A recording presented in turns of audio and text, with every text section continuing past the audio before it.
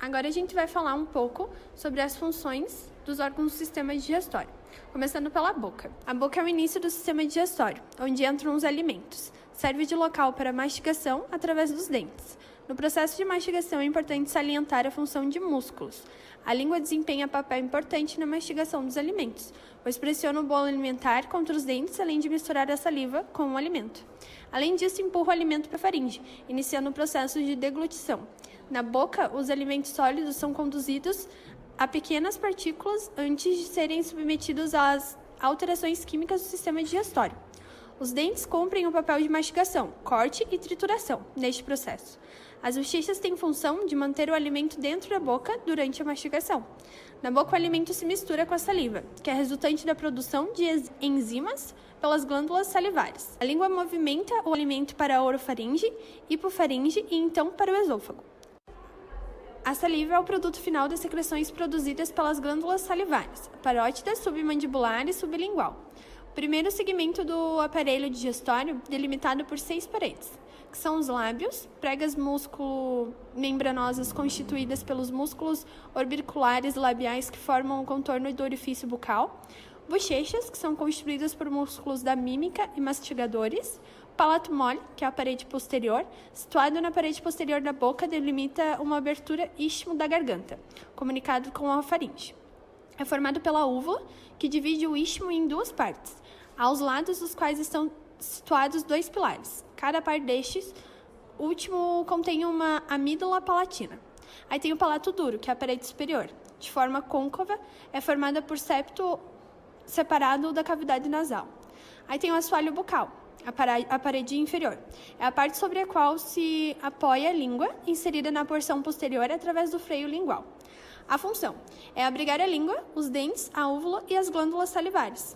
Aí a língua tem o órgão muscular, ímpar de forma cônica, revestido por mucosa, situado na cavidade bucal entre as arcadas. A função é a indução à salivação, formação e movimentação do bolo alimentar, inicia a quebra e processo de deglutação. Temos também o estômago. No estômago temos o músculo circular, que permite ao estômago assegurar por volta de 1,5 litro de comida, para que não seja necessária uma nova alimentação em pouco tempo. Além de realizar o armazenamento dos alimentos, realiza movimentos únicos que os mistura e transforma-os em pequenas partículas para facilitar a digestão. Basicamente, digestão é a transformação dos alimentos.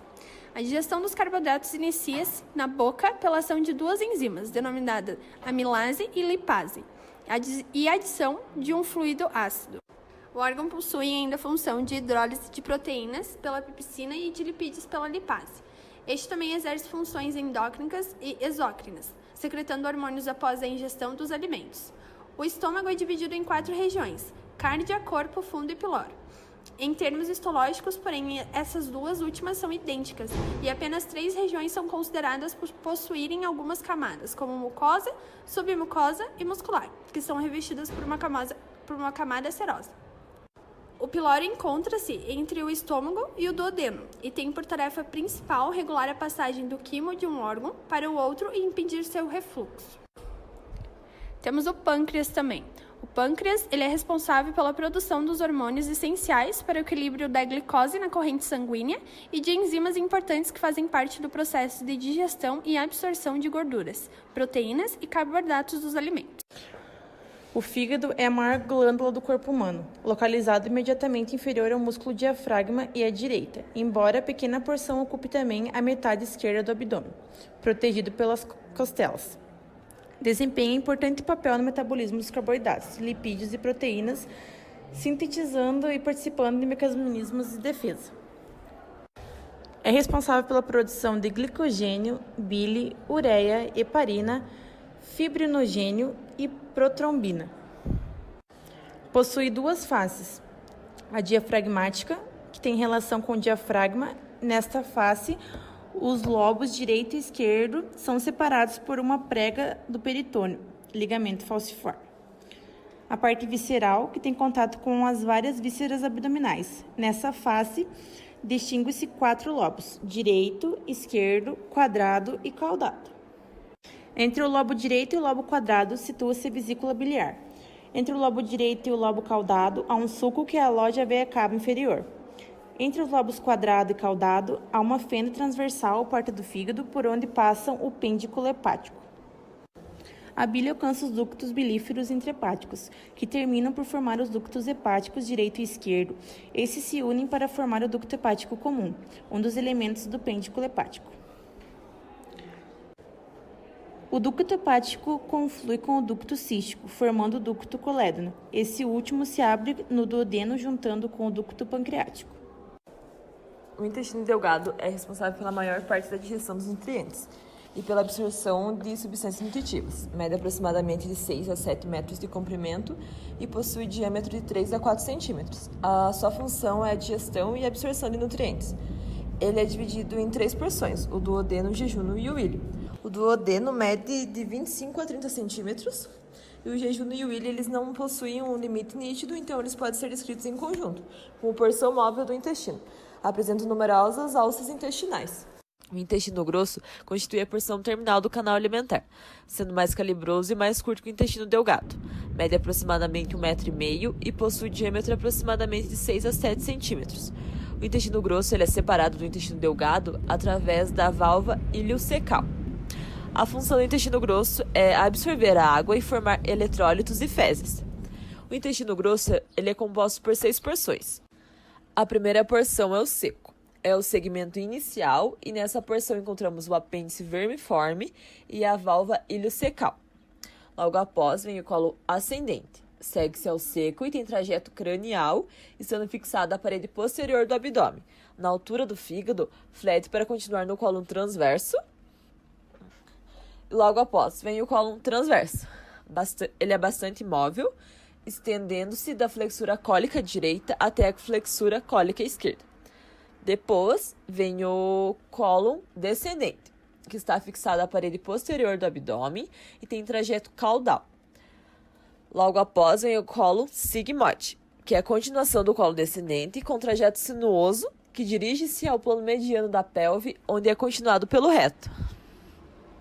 Logo após vem o reto, que é a porção final estreitada denominada canal anal.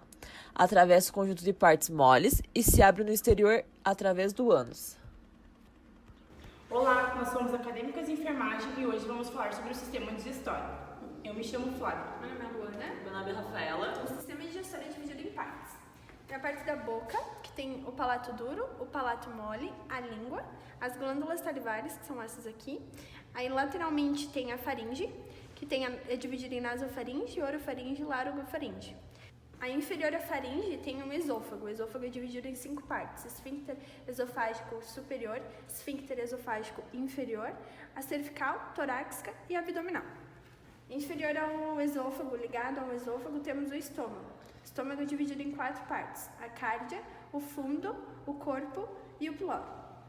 Aí tem o pâncreas, que fica mais abaixo do estômago. Aqui a gente arrumou mais para parecer mais o pâncreas. O pâncreas é dividido em 3 partes somente: a cabeça, o corpo e a cauda. Aqui no fígado nós temos algumas divisões: diafragma, impressões costais, lobo direito, margem inferior do fígado, ligamento falciforme, ligamento redondo, que fica aqui na pontinha, lobo esquerdo e margem inferior do fígado. O intestino delgado ele é dividido em 3 porções: o duodeno, o jejuno e o ilho. Aqui no duodeno ele tem esse formato de C e tem o esfíncter pilórico aqui, a papila maior do duodeno e a flexura do duodeno jejunal. Aí aqui temos o intestino grosso.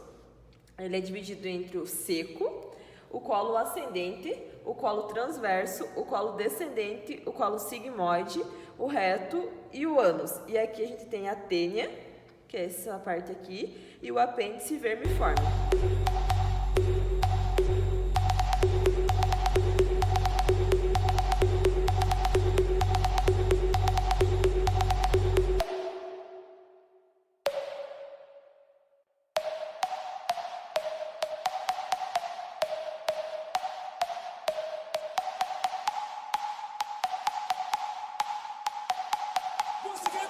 Clap your hands!